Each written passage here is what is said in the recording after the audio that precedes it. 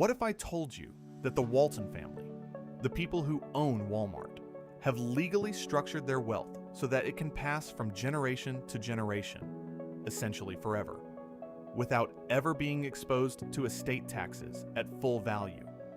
And what if the state that made all of this possible isn't Delaware? It isn't Nevada. It isn't even Texas. It's South Dakota. Population less than 1 million. Home to Mount Rushmore, and the most powerful trust laws in the entire country. Today, we're breaking down Dynasty trusts, what they are, why billionaires park billions of dollars in South Dakota specifically, and whether this strategy can work for ordinary high earners, not just the ultra-wealthy. Let's start with the problem that Dynasty trusts were designed to solve. Every time wealth passes from one generation to the next, the government takes a cut. In 2026, the federal estate tax exemption is just over $13 million per person, roughly $27 million for a married couple. Anything above that gets taxed at 40%. So if you've spent your life building a business worth $50 million and you die without proper planning, your heirs could owe the IRS nearly $9 million just to keep what you already built. And it doesn't stop there. Every generation that inherits faces that same tax hit. Generation-skipping transfer taxes stack on top of estate taxes, creating what tax attorneys call a generational wealth compression machine. The wealthy figured out a long time ago that the solution wasn't to earn less. It was to use trust structures that remove assets from your taxable estate while keeping them legally accessible to your family. That's what a dynasty trust does. A dynasty trust is an irrevocable trust designed to hold and grow wealth across multiple generations. Not just one or two, but potentially hundreds of years. You transfer assets into the trust. Those assets grow outside your taxable estate. When you die, they don't get hit with estate tax at full market value because you don't own them anymore. The trust does. The trust distributes income and principal to your children, grandchildren, great-grandchildren, and beyond, according to the rules you set up when you created the trust. Now here's where most states fall short. Almost every state in America has a law called the Rule Against Perpetuities.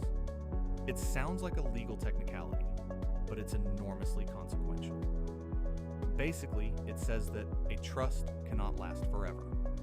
Most states cap trusts at around 90 years, roughly 3 generations. After that, the trust must terminate. Assets get distributed outright to the beneficiaries. And when they're distributed outright, they become taxable again. South Dakota abolished the Rule Against Perpetuities in 1983.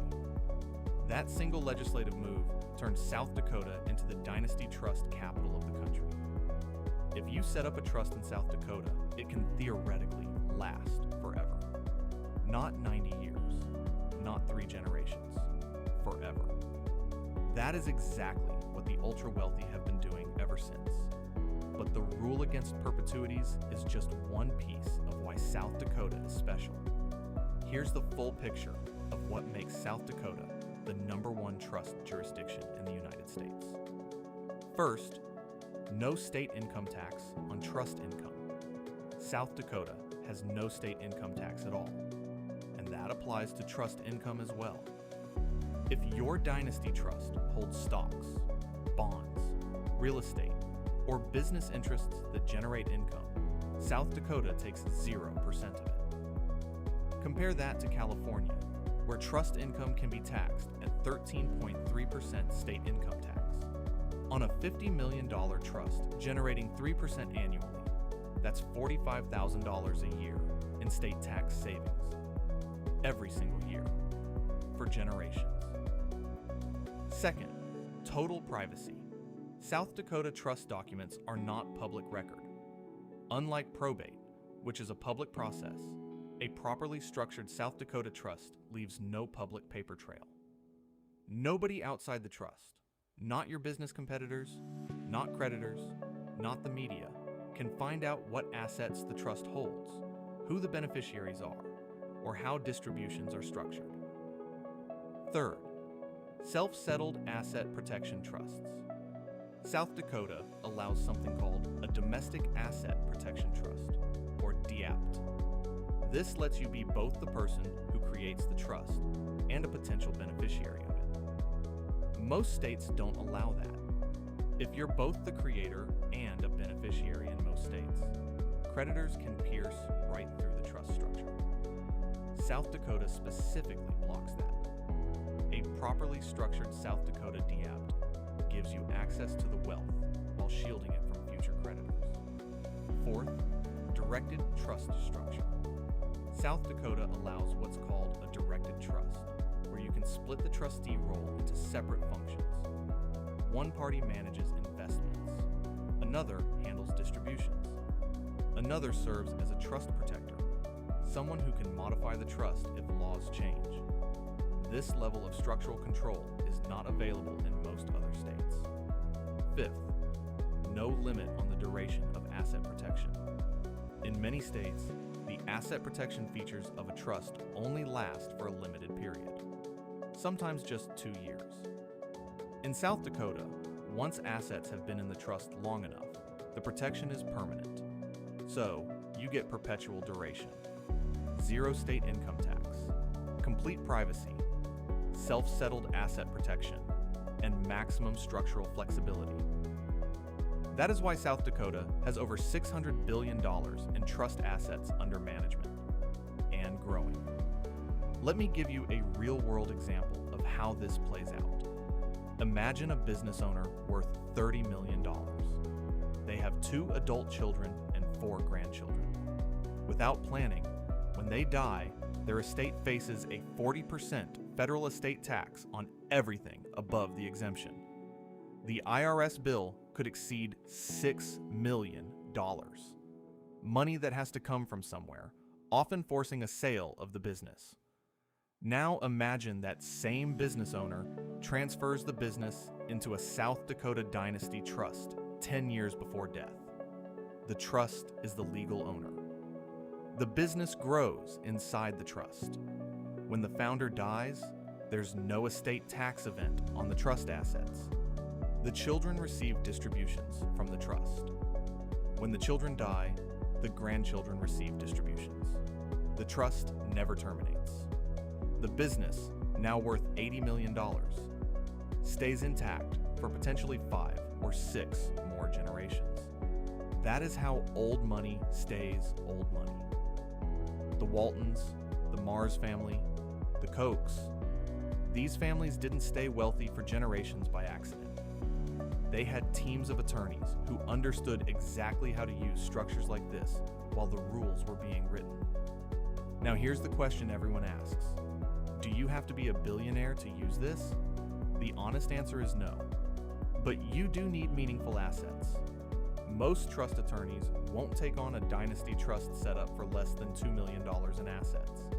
The legal fees to establish a properly drafted trust typically run between $10,000 and $50,000 depending on complexity. Annual administration costs add another $5,000 to $20,000 per year. So this is not a strategy for someone just starting out. But if you're a business owner, a real estate investor, a doctor, or an executive with investable assets in the $2 to $5 million range and above, dynasty trusts deserve a serious conversation with a trust attorney who specializes in South Dakota law. You don't have to live in South Dakota. You don't have to move there. You just need a South Dakota chartered trust company serving as the trustee, and there are dozens of them set up specifically for this purpose. A few important cautions. First, you must fund the trust before any legal threats arise. Just like the homestead exemption, fraudulent conveyance rules apply. If you're being sued and you try to dump assets into a trust, courts will reverse it.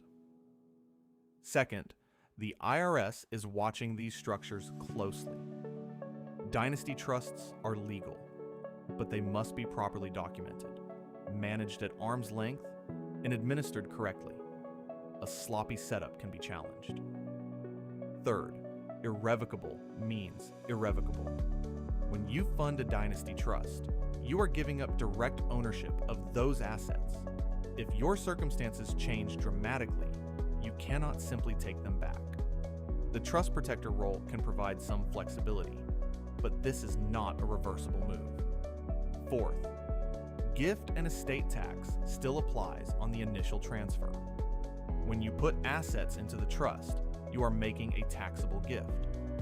The 40% estate tax exemption covers the first $27 million for married couples.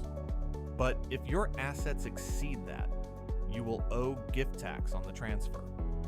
This is why Dynasty trusts are typically combined with other strategies: GRATs, charitable remainder trusts, family limited partnerships, to minimize the tax hit on the initial transfer. The bottom line is this: South Dakota didn't become the most powerful trust jurisdiction in America by accident. It made a deliberate decision in 1983 to attract wealth by offering legal protections that no other state could match. The billionaires noticed immediately. The upper middle class is only now starting to catch on.